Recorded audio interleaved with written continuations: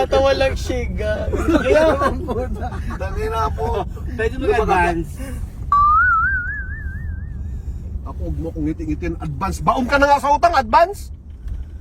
Ito ang galing pumasok kung kailan masaya tayo, no? Advance mo yung mukha mo. Hindi, ano, para sa abuloy. Sinong namatay? Hindi ba, mamatay naman tayo lahat. O, halimbawa, mamatay ako. Kaya, i-advance ko na yung abuloy ko. Gago ka ba? Ba't i-advance yung abuloy mo? Para mapakinabangan ko.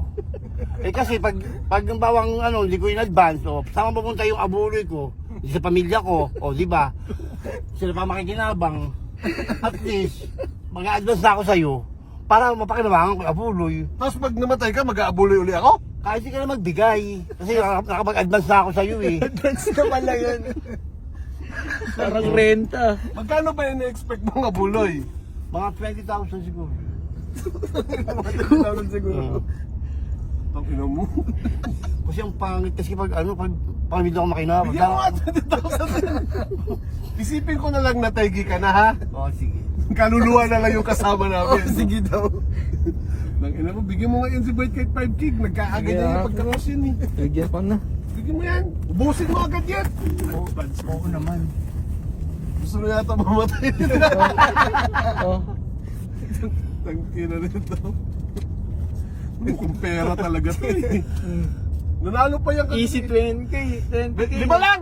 O, sige, Alam mo- okay na bala. Dagdagan mo na lang yan pag namatay ako.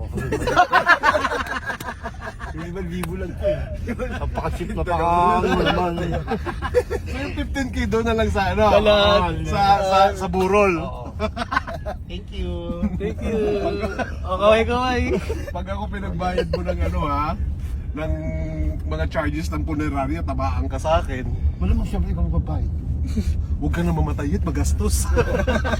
Huwag na. Ano, nabigay mo na to eh. Mauna na ako, parang mas ano, ikaw magbigay. Pag ako na ka, paano mo yung mga pera mo ha?